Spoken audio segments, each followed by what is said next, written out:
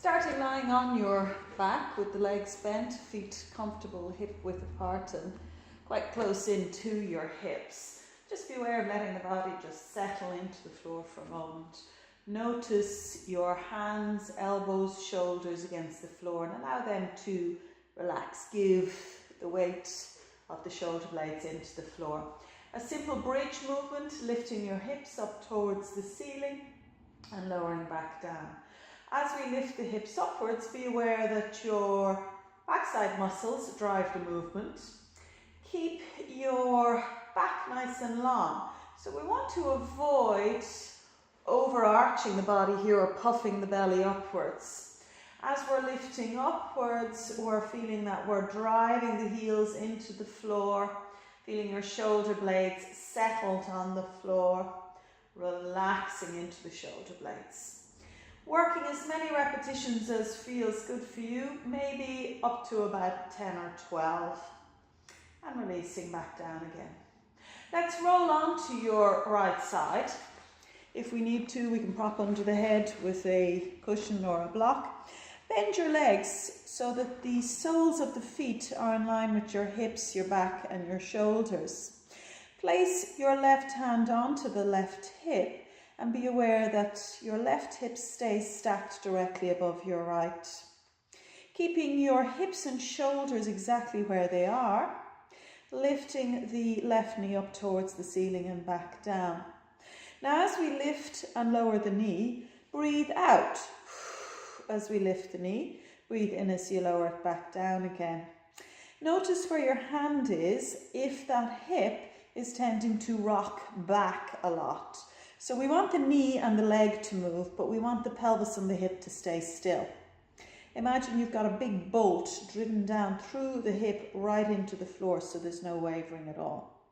Another few movements, and again, maybe up to about 10 repetitions. Being aware of the movement in the hip and keeping the center of the body nice and still. Switching that around to the other side, so rolling onto your left side. I'll just switch this way. Stacking the body first of all, so do take a moment just to notice that your shoulders are one above the other, the hips are one above the other, and that your heels are in line with the back of the body, so don't have the legs too far forward. We're lifting the knee, breathing out, lowering it back down, breathing in, using the natural rhythm of your breath to dictate the pace of the movement. We may find we're able to lift quite high, or we may find that the movement is actually quite small. The deciding factor, how high do we go, is how well can we keep the pelvis in place. So your right hand on your right hip and making sure that we do not waver in that area. So keeping the pelvis nice and steady. And again, maybe up to about 10 repetitions. And rolling on to the back. So we can decide to make less repetitions if we feel the body is struggling a little bit and play around with variation in the movements. Now, we're going to bring your right leg up into a your left leg up into a 90-degree position. The knee above the hip and the shin parallel to the floor. So this is our start position for the leg. We're going to bring your right arm up towards the ceiling, so the other side, and the hand is going to be stacked directly above the shoulder. Think about your hips and your shoulders forming a perfect rectangle on the floor, and they're going to stay there. Breathing out, reach the limbs outwards, and breathing in, bringing them back in again.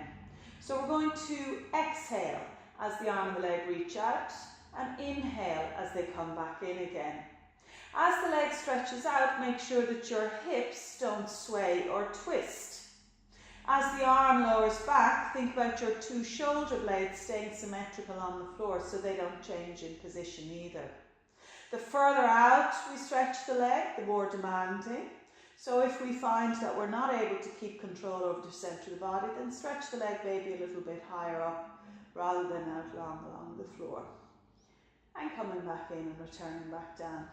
Take a moment just to double check that your pelvis is level, your shoulders are relaxed, the back of the neck is long. Bringing your right leg up into that 90-degree position, knee above hip and the heel at the same height as the knee. Allow your left arm to float upwards and really be aware that you don't hunch or tighten in the neck or the shoulders. So your two shoulders staying very relaxed. Breathing out, reaching the limbs outwards, breathing in, bringing them back in again. So this diagonal demand across the body will really encourage all of your deep core muscles to wake up and pay attention. We're aware that the pelvis may tend to rock a little bit and we need to use our abdominal muscles to steady that area. Picture a cup of tea resting on your belly and we want to keep that absolutely steady as we work. And working again up to maybe about 10 repetitions and returning back down again. Let's turn back onto our side. Bending in the legs, and this time we're going to work a bicycling movement with the upper leg. Draw the knee in towards the chest a little bit, but keep it at the same height above the floor. Stretch the heel out in front of you, but keep the hips stacked and the spine long. Sweeping the leg back behind you, making sure that we don't let the body twist or sway with it. Keeping the knee pointing back behind you, bend in the heel, so the heel is coming in towards the hip. And then back to the beginning. So knee in, heel stretching forward, heel sweeping all the way back behind you, and then the heel coming in towards the back side. So throughout this bicycling movement, we want to be aware that there is as little wavering in the centre of the body as possible. So keeping your torso still. As the leg bicycles around, the hip, knee and ankle stay at the same height above the floor throughout the movement. So we don't want to be doing a sort of a can-can or a Charleston type of a movement. Nice slow motion movement, no rushing at any point on that cycle. And releasing back down. Rolling over to work that the other side. And I'll just switch over this side. Keeping your centre steady. Drawing the knee inwards. Stretching the heel forward. Sweeping that leg, a long lever back behind you, and you'll find that's quite a demand on our ability to keep the centre steady. Heel in towards the back side, but keep the knee pointing out back behind you. Then drawing the knee inwards to the beginning of the movement again. Heel forward, leg long as we sweep backwards, heel inwards, knee drawing forward.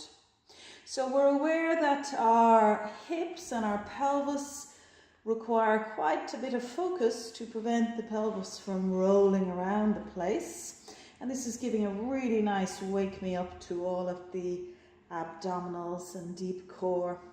We're aware of some nice work being done in our lateral hip and thigh muscles here.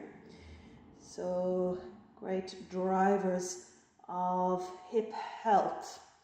Working again, how many repetitions do we feel we're competent at? Building strength as we go, but integrating stability and control. Let's turn to the back once more. Now we're going to add in a little bit of variety to that bridge movement that we did already. This time, I want you to lift the hips just an inch or two off the floor. So we're not going up to our full bridge position, just to literally just an inch or two.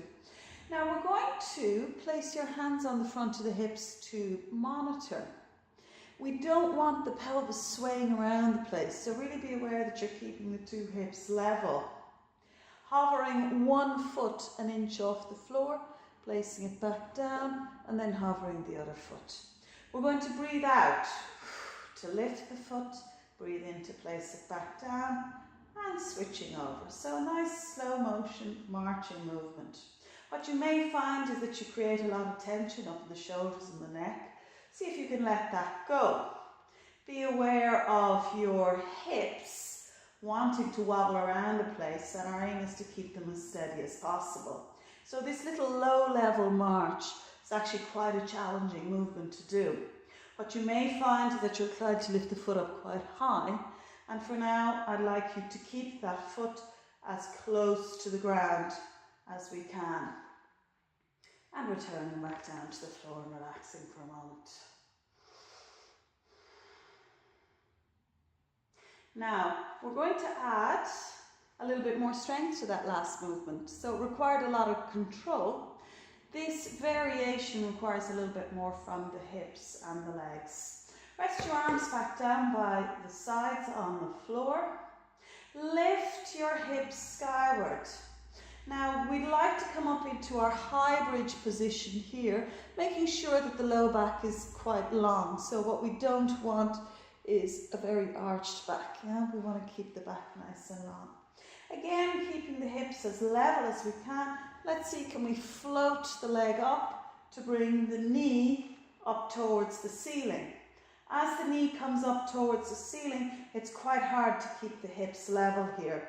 We may find that the legs cramp a little bit. If they do cramp, just come down, give yourself a little bit of a loosen out, and give a little go again.